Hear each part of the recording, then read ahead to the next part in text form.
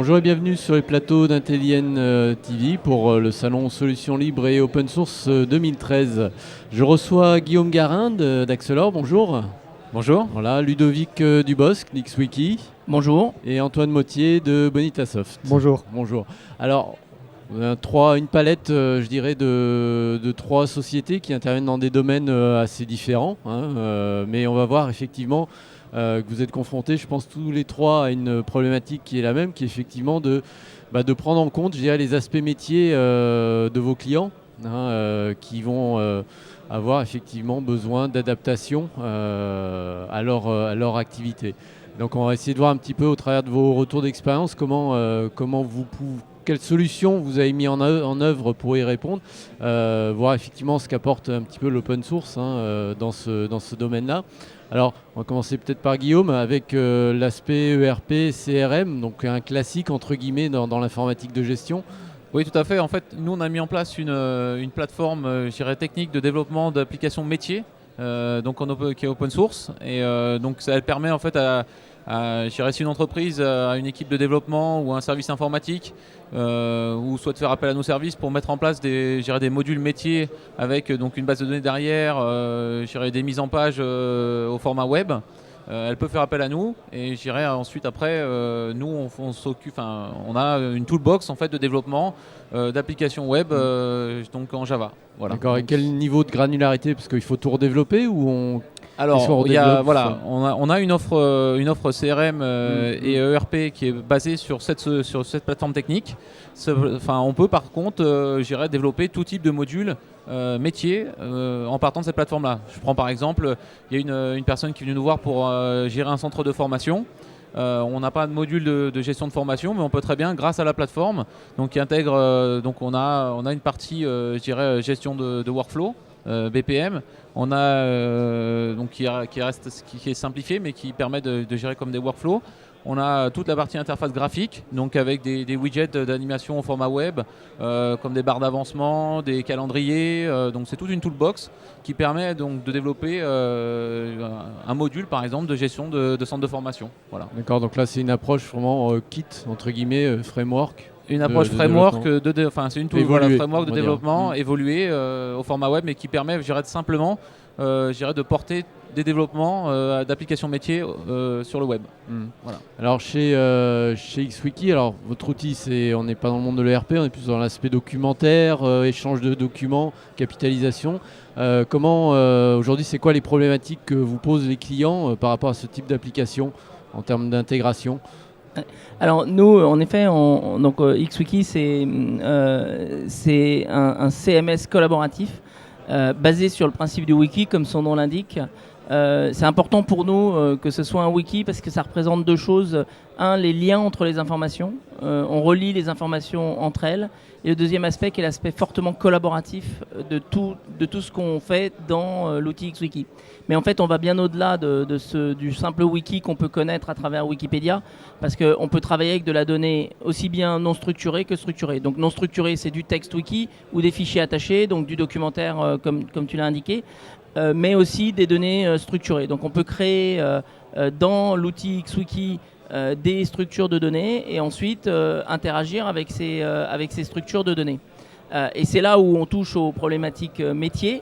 Alors en général, nous on intervient sur des problématiques métiers, mais qui restent très collaboratives. C'est-à-dire que c'est là où on se différencie un peu des ERP qui s'adressent plutôt à des applications ou des critères comme la confidentialité de l'information va être très important, le nombre d'utilisateurs va être éventuellement aussi différent. Nous, on va plutôt faire des applications métiers qui s'adressent à un grand nombre des personnes dans l'entreprise. Donc ils vont être très ouvertes à tout le monde.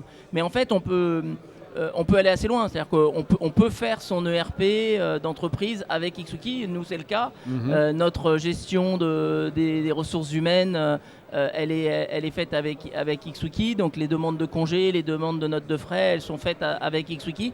Et on a cette toolbox aussi. Alors une des particularités de la toolbox d'XWiki, c'est qu'on peut l'utiliser entièrement par le navigateur web. C'est-à-dire qu'à aucun moment vous avez besoin de sortir un outil de développement et vous pouvez immédiatement déployer votre application. C'est-à-dire que vous pouvez faire votre application dans l'outil y compris des choses complexes. C'est-à-dire que vous pouvez aller assez loin dans la complexité en D'accord. rajoutant du JavaScript, des traitements complexes, du script avancé directement dans l'outil. Alors ça, c'est un aspect très innovant d'XWiki.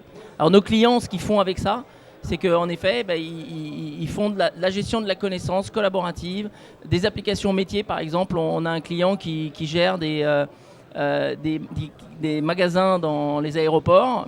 Toute la construction des magasins est gérée dans XWiki. documentation, Chaque les plans, magasin, l'état etc. où il en est, toutes les infos. Avant, c'était des fichiers Excel énormes. Il y avait une personne qui passait son temps à les mettre à jour. Maintenant, ils sont mis à jour collaborativement. Tout le monde peut voir l'état de la construction du magasin, ce qu'il en est et est-ce que le planning il est tenu. Une partie commune, c'est l'aspect web de toute façon dans les deux cas, hein, dans les deux approches, pour répondre de façon rapide, on va dire, aux besoins. Chez Bonitasoft, on est aussi sur de la gestion de processus, BPM. Tout à fait, oui. Donc la solution Bonitasoft, son cœur de métier, c'est de modéliser des processus. Donc quand on parle de processus, ici on est très transverse à tout plein de domaines. Tout de suite le métier. Ouais. On est focalisé sur le métier, effectivement.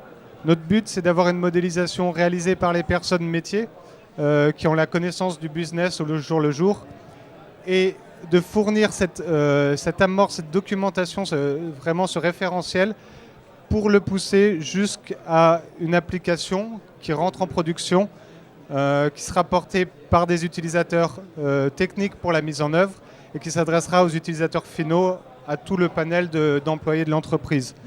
Pour ça également, on travaille avec un portail web. On embarque une solution de portail web avec des solutions de modélisation de formulaires pour permettre aux utilisateurs finaux de venir réaliser des tâches. Et derrière, on a le moteur de workflow de Bonita qui s'assure du suivi des tâches, de l'interconnexion également avec les systèmes tierces. On peut avoir plusieurs systèmes compatibles qu'on va pouvoir adresser, enrichir. On est une solution dans ce sens très ouverte vers l'extérieur. On a un mécanisme qu'on appelle de connecteur, des portes ouvertes vers les systèmes extérieurs. Et également, dans l'autre direction, on a des interfaces qui permettent aux applications tierces de piloter le moteur de workflow Bonita. D'accord. Donc c'est un point commun, effectivement, l'ouverture des API pour vous interconnecter, parce que quelque part, toutes vos applications, elles sont interconnectables finalement. On pourrait faire une énorme application métier qui mélangerait de l'ERP, du XWiki, tout à fait, piloté par du BPM. C'est ça. En fait, je dirais l'aspect web, il est présent et j'ai de nombreux clients. Il y a vraiment, donc c'est vrai qu'il y a aussi pas mal d'applications, je dirais, dans l'écosystème de l'entreprise. Donc le but, c'est aussi d'être ouvert avec l'extérieur, avec des imports-exports, soit par fichier plat, soit par web service, mais aussi, je dirais, avec d'autres applications. Donc je vois par exemple, nous en tant qu'ERP, toute notre documentation, elle peut être reliée avec, justement, via le web, à des wikis en ligne. Donc notamment, par exemple, ça peut être le cas d'XWiki, ou avec d'autres applications. Je dirais on a un BPM, nous, intégré pour la gestion des workflows, mais ça peut être avec aussi un autre outil BPM qui permet de générer des workflows, puisqu'après c'est un ensemble de séquencement, un workflow, et donc qui peut être intégré sur d'autres types d'applications. Donc c'est vraiment ouvert. Effectivement, pour moi, je pense que c'est un point très important pour nos clients, c'est de ne pas remettre en cause tout leur existant, tout le SI qui existe, tous les services qui sont déjà présents. On a besoin de s'intégrer dans cet existant et donc on a besoin d'être ouvert à ça et d'avoir une certaine ouverture sur les mécanismes, les formats d'échange standards, typiquement tout ce qui est web service, etc. C'est très important pour nos clients qu'on soit flexible. Et je pense que c'est un réel intérêt des modèles open source. En général, c'est d'être très attaché à ce côté qui peut être parfois un peu technique, mais qui est important pour s'intégrer dans les systèmes existants.